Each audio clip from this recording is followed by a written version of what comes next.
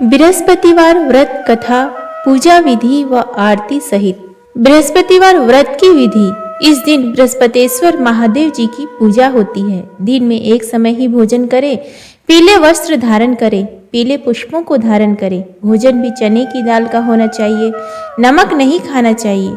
पीले रंग का फूल, चने की दाल, पीले कपड़े तथा पीले चंदन से पूजा करनी चाहिए। पूजन के पश्चात कथा सुननी चाहिए। इस व्रत के करने से बृहस्पति जी अति प्रसन्न होते हैं तथा धन और विद्या का लाभ होता है।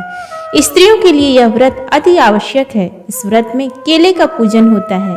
प्राचीन समय की बात है, भारत में एक राजा राज्य करता था। वह बड़ा प्रतापी तथा दानी था। वह नित्य प्रति मंदिर में भगवत दर्शन करने जाता था। वह ब्राह्मण और गुरु की सेवा किया करता था। उसके द्वार से कोई भी याचक निराश होकर नहीं लौटता था। वह प्रत्येक गुरुवार को व्रत रखता एवं पूजन करता था। हर दिन गरीबों की सहायता करता था।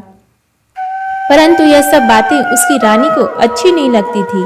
वह न व्रत करती और न किसी को एक भी पैसा दान में देती थी। वह राजा से भी ऐसा करने को मना किया करती थी। एक समय की बात है कि राजा शिकार खेलने वन को चले गए। घर पर रानी और दासी थी। उस समय गुरु बृहस्पति साधु का रूप धारण कर राजा के दरवाजे पर भिक्षा मांगने आए। साधु ने रानी से भिक्षा मांगी तो वह कहने लगी, हे साधु महाराज, मैं इस दान और पुण्य से तंग आ गई हूँ। इस कार्य के लिए मेरे तो पतिदेव ही बहुत हैं। अब आप ऐसी कृपा करें कि सारा धन नष्ट हो जाए तथा मैं आराम से रह सकूं। साधु रूपी बृहस्पति देव ने कहा, हे देवी, तुम बड़ी विचित्र हो। संतान और धन से कोई दुखी नहीं होता है, इसको सभी चाहते हैं। पापी भी पुत्र और धन की इच्छा करता है। अगर तुम्हारे पास अधिक धन है तो भूखे मनुष्यों को भोजन कराओ, प्याऊ लगवाओ, ब्राह्मणों को दान दो, धर्मशालाएं बनवाओ, कुआं, तालाब, बावड़ी, बाग बगीचे आदि का निर्माण कराओ तथा निर्धनों की कुंवारी कन्याओं का विवाह कराओ, साथ ही यज्ञादि करो। इस प्रकार के कर्मों से आपके कुल का और आपका नाम परलोक में भी सार्थक होगा एवं तुम्हें भी स्वर्ग की प्राप्ति होगी। परंतु रानी साधु की इन बातों से खुश नहीं हुई। उसने कहा, हे साधु महाराज, मुझे ऐसे धन की आवश्यकता नहीं जिसको मैं अन्य लोगों को दान देती फिरूं तथा जिसको रखने और संभालने में ही मेरा सारा समय नष्ट हो जाए। साधु ने कहा, हे देवी, यदि तुम्हारी ऐसी ही इच्छा है तो जैसा मैं तुम्हें बताता हूँ तुम वैसा ही करना। बृहस्पतिवार के दिन घर आंगन को गोबर से लिपना, अपने केसों को पीली मिट्टी से धोना, केसों को धोते समय स्नान करना, राजा से कहना वह हजामत करवाए, भोजन में मांस मदिरा खाना, कपड़े धोबी के यहाँ धुलने देना। इस प्रकार 7 बृहस्पतिवार करने से तुम्हारा सारा धन नष्ट हो जाएगा। यह कहकर साधु महाराज रूपी बृहस्पति देव अंतर ध्यान हो गए। रानी ने साधु के कहे अनुसार 7 बृहस्पतिवार तक वैसा ही करने का विचार किया। साधु के बताए अनुसार कार्य करते हुए केवल 3 बृहस्पतिवार ही बीते थे कि उसकी समस्त धन संपत्ति नष्ट हो गई। भोजन के लिए दोनों समय परिवार तरसने लगा तथा सांसारिक भोगों से दुखी रहने लगा। तब राजा रानी से कहने लगा कि हे रानी, तुम यहाँ पर रहो, मैं दूसरे देश को जाता हूँ, क्योंकि यहाँ पर मुझे सभी मनुष्य जानते हैं, इसलिए मैं यहाँ पर कोई काम नहीं कर सकता। मैं अब परदेश जा रहा हूँ, वहाँ कोई काम धंधा करूँगा, शायद हमारे भाग्य बदल जाए। ऐसा कहकर राजा परदेश चला गया। वह वहाँ जंगल से लकड़ी काट कर लाता और शहर में बेचता। इस तरह जीवन व्यतीत करने लगा। इधर राजा के बिना रानी और दासियां दुखी रहने लगी। किसी दिन भोजन मिलता और किसी दिन जल पीकर ही रह जाती। एक समय रानी और दासियों को 7 दिन बिना भोजन के व्यतीत करने पड़े। तो रानी ने अपनी दासी से कहा, हे दासी, यहाँ पास के ही नगर में मेरी बहन रहती है। वह बड़ी धनवान है। तू उसके पास जा और वहां से 5 सेर बेजर मांग कर ले आ, जिससे कुछ समय के लिए गुजारा हो जाएगा। दासी रानी की बहन के पास गई। रानी की बहन उस समय पूजा कर रही थी। बृहस्पतिवार का दिन था। दासी ने रानी की बहन से कहा, हे रानी, मुझे आपकी बहन ने भेजा है, मुझे 5 सेर बेजर दे दो। दासी ने यह बात अनेक बार कही, परंतु रानी की बहन ने कोई उत्तर नहीं दिया, क्योंकि वह उस समय बृहस्पतिवार की कथा सुन रही थी। जब दासी को रानी की बहन से कोई उत्तर नहीं मिला तो वह बहुत दुखी हुई। उसे क्रोध भी आया। वह लौट कर रानी से बोली, हे रानी, आपकी बहन बहुत ही घमंडी है। वह छोटे लोगों से बात भी नहीं करती। मैंने उससे कहा तो उसने कोई उत्तर नहीं दिया। मैं वापस चली आई। रानी बोली, हे दासी, इसमें उसका कोई दोष नहीं है। जब बुरे दिन आते हैं तब कोई सहारा नहीं देता। अच्छे बुरे का पता विपत्ति में ही लगता है। जो ईश्वर की इच्छा होगी वही होगा। यह सब हमारे भाग्य का दोष है। उधर रानी की बहन ने सोचा कि मेरी बहन की दासी आई थी, परंतु मैं उसे कुछ बोल नहीं सकी। इससे वह बहुत दुखी हुई होगी। अतः कथा सुन और विष्णु भगवान का पूजन समाप्त कर वह अपनी बहन के घर गई और कहने लगी, हे बहन, मैं बृहस्पतिवार का व्रत कर रही थी। तुम्हारी दासी हमारे घर गई थी, परंतु जब तक कथा होती है तब तक हम लोग ना उठते हैं और ना बोलते हैं, इसलिए मैं नहीं बोली। कहो दासी, क्यों गई थी? रानी बोली, बहन, हमारे घर अनाज नहीं था। वैसे तुमसे कोई बात छुपी नहीं है, इस कारण मैंने दासी को तुम्हारे पास 5 सेर बेजा लेने के लिए भेजा था। रानी की बहन बोली, बहन देखो, बृहस्पति भगवान सबकी मनोकामना पूर्ण करते हैं। देखो, शायद तुम्हारे घर में ही अनाज रखा हो। यह सुनकर दासी घर के अंदर गई तो वहां उसे एक बड़ा बेझर का भरा मिला। उसे बड़ी हैरानी हुई, क्योंकि उसने एक एक बर्तन देख लिया था। उसने बाहर आकर रानी को बताया। दासी अपनी रानी से कहने लगी, हे रानी, देखो, वैसे हमको जब अन्न नहीं मिलता तो हम रोज ही व्रत करते हैं। अगर इनसे इस व्रत की विधि और कथा पूछ ली जाए तो उसे हम भी कर लिया करेंगे।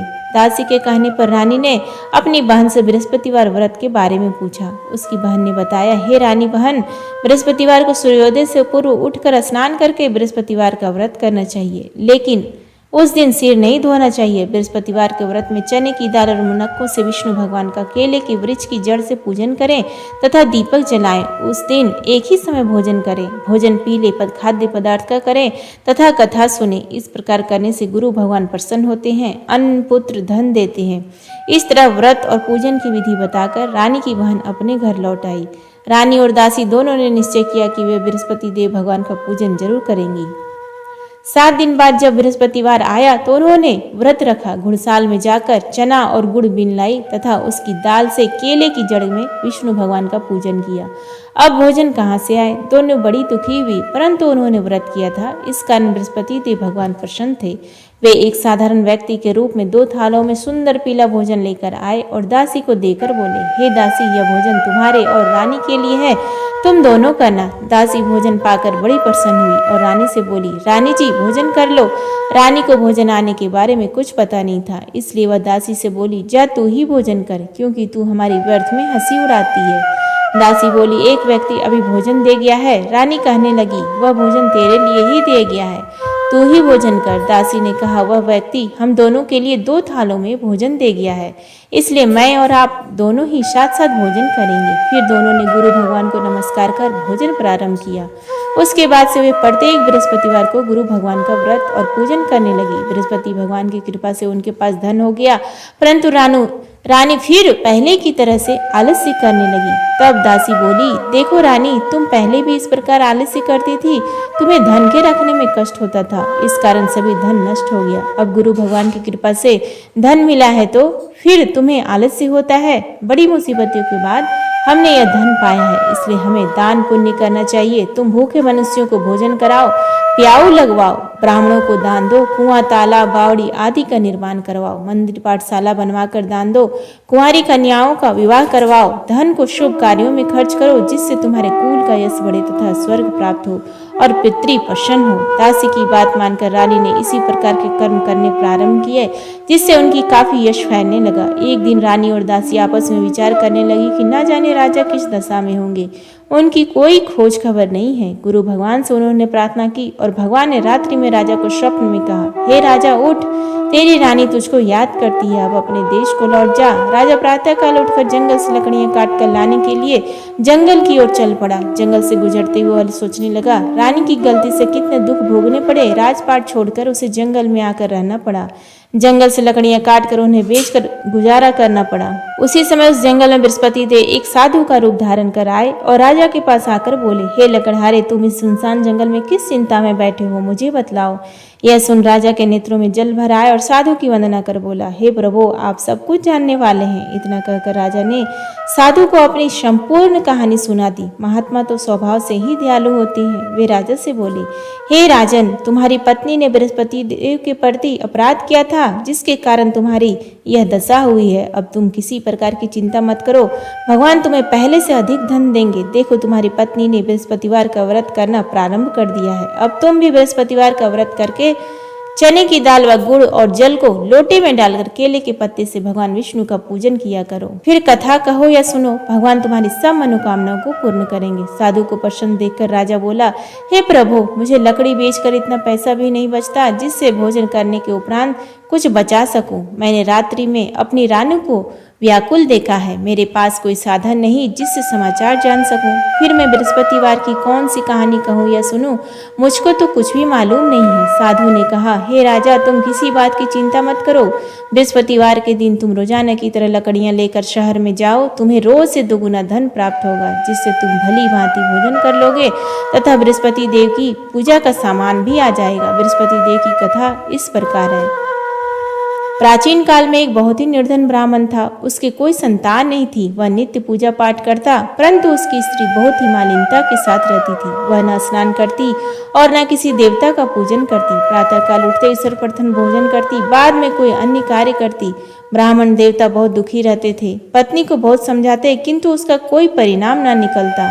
भगवान की अनुकंपा से एक समय उस ब्राह्मण की पत्नी गर्भवती हुई और 10वें महीने एक सुंदर कन्या को जन्म दिया। निर्धन ब्राह्मण कन्या के जन्म से बहुत दुखी हुआ। धीरे धीरे ब्राह्मण की कन्या बड़ी होने लगी। बचपन से ही उस कन्या की रुचि भगवान विष्णु की पूजा में थी। वह प्रातः उठते स्नान आदि करके भगवान विष्णु की पूजा करने मंदिर में जाती थी। बृहस्पतिवार को व्रत करके विधिवत पूजा पाठ करती। पूजा पाठ के बाद वह पढ़ने के लिए पाठशाला में जाती थी। घर से चलते हुए वह मुट्ठी भर जौ साथ ले जाती और पाठशाला के रास्ते में थोड़े थोड़े जौ गिराती जाती थी। जब वह पाठशाला से घर लौटती तो जौ के वह दाने सोने में बदले हुए मिलते थे।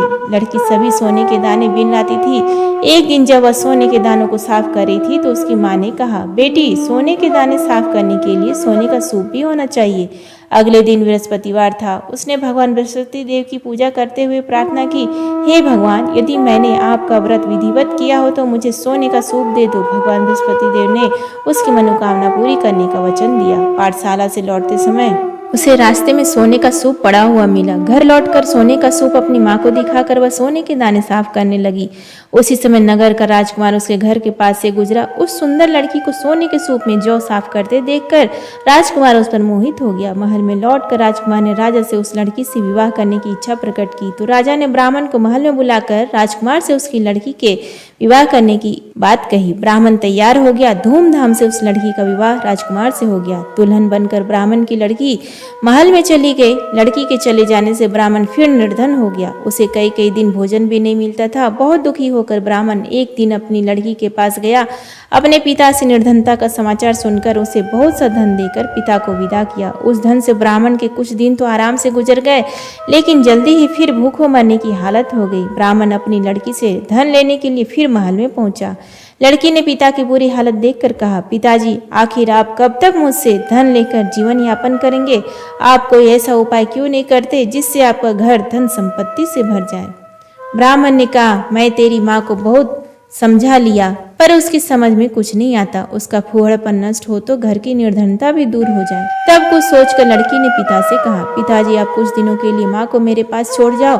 तब कुछ सोचकर ब्राह्मण पत्नी को लड़की के पास महल में छोड़ आया। लड़की ने अपनी माँ से कहा, माँ, तुम प्रातः काल उठकर स्नान आदि करके भगवान बृहस्पति देव विष्णु जी की पूजा अवश्य करना। पूजा करने से तुम्हारी निर्धनता अवश्य दूर हो जाएगी।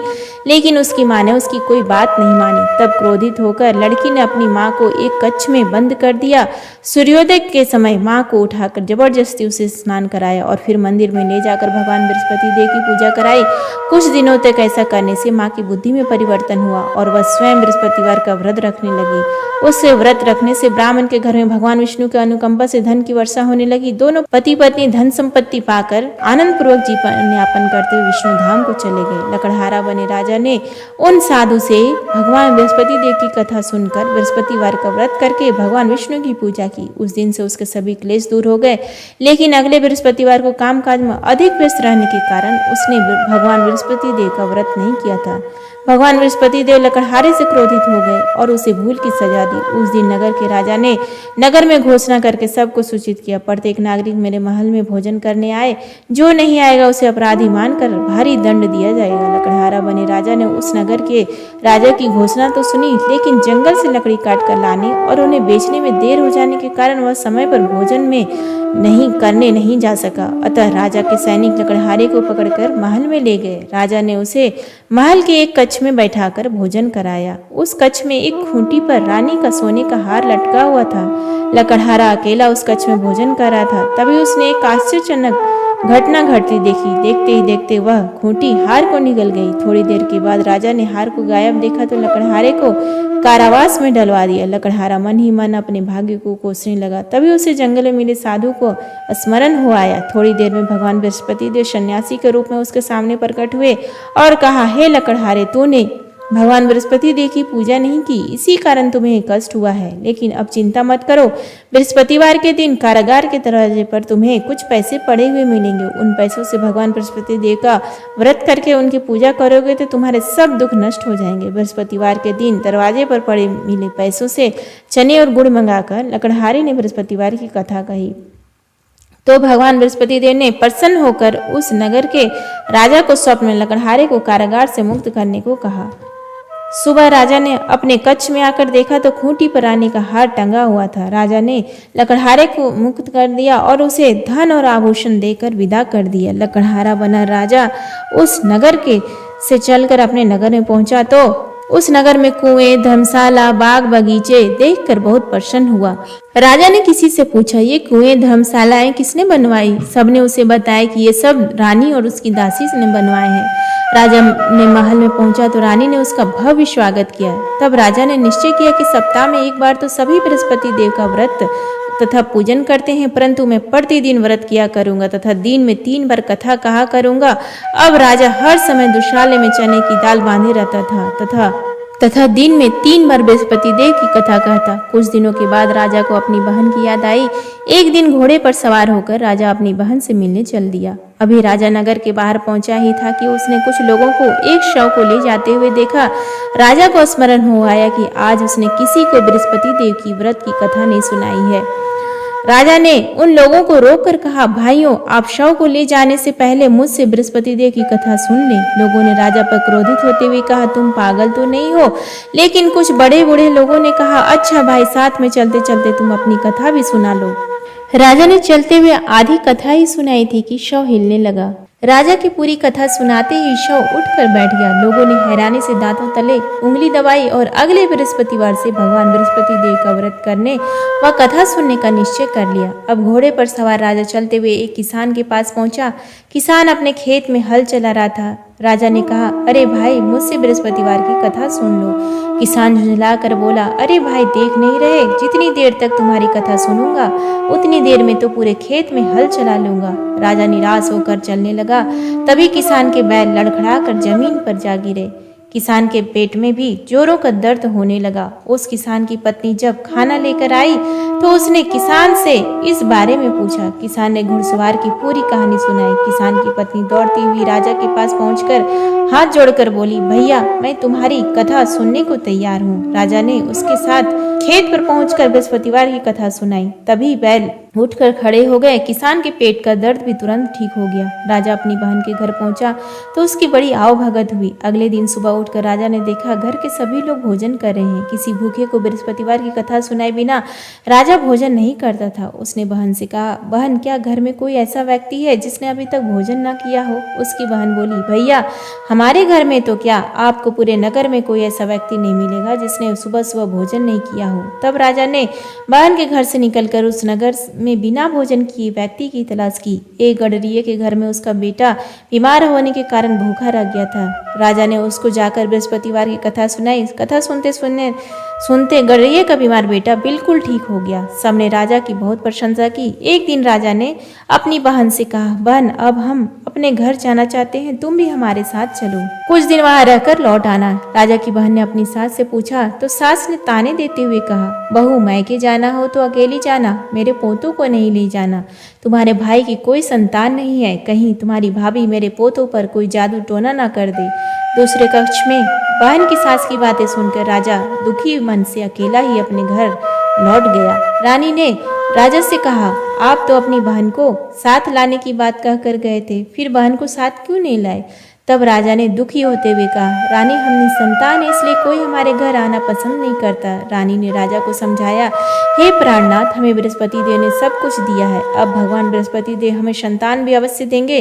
बृहस्पतिवार को विधिवत व्रत करते हुए राजा रानी ने भगवान बृहस्पति देव से संतान के लिए प्रार्थना की। कुछ दिनों के बाद उन्होंने स्वप्न में दर्शन देते हुए कहा, हे राजन, तेरी मनोकामना अवश्य पूरी होगी। एक सप्ताह बाद ही रानी गर्भवती हो गई। 10वें महीने रानी ने एक सुंदर पुत्र को जन्म दिया। राजा रानी जीवन पर्यंत बृहस्पतिवार का व्रत करते रहे। उनके घर में धन की वर्षा होती रही। इस तरह आनंद पूर्वक जीवन यापन करते हुए राजा रानी भगवान बृहस्पति देव की अनुकंपा से मोक्ष को प्राप्त करके सीधे वैकुंठ धाम पहुंच गए। बृहस्पतिवार को विधिवत व्रत करके जो स्त्री पुरुष भगवान विष्णु की पूजा करते हैं, भगवान उनकी सभी मनोकामनाएं पूरी करते हैं। इति श्री बृहस्पतिवार व्रत कथा संपन्न। आरती बृहस्पति देव की। ओम जय बृहस्पति देवा, स्वामी जय बृहस्पति देवा। छिन छिन भोग लगाऊं, छिन छिन भोग लगाऊं, कदली फल मेवा। ओम जय बृहस्पति देवा, तुम पूर्ण परमात्मा, तुम अंतर्यामी, जगत पिता जगदीश्वर, तुम सबके स्वामी। ओम जय बृहस्पति देवा, चरणामृत निज निर्मल, सब पातक हरता, सकल मनोरथ दायक, कृपा करो भरता। ओम जय बृहस्पति देवा, तन मन धन अर्पण कर, जो जन शरण परे, प्रभु प्रकट तब हो कर, आकर द्वार खड़े। ओम जय बृहस्पति देवा, दीन दयाल दयानिधि, भक्तन हितकारी, पाप दोष सब हरता, भव बंधन हारी। ओम जय बृहस्पति देवा, सकल मनोरथ दायक, सब संशय हारी, विषय विकार मिटाओ, संतन सुखकारी। ओम जय बृहस्पति देवा, जो कोई आरती तेरी प्रेम सहित गावे, ज्येष्ठानंदानंदन शो निश्चय पावे। ओम जय बृहस्पति देवा, स्वामी जय बृहस्पति देवा। प्रेम से बोलिए बृहस्पति देवता की जय। उम्मीद है आपको आज का ये वीडियो पसंद आया, तो प्लीज़ वीडियो को लाइक करें, शेयर करें और कमेंट बॉक्स में जय श्री हरि विष्णु, जय बृहस्पति देवा लिखना ना भूलें। धन्यवाद।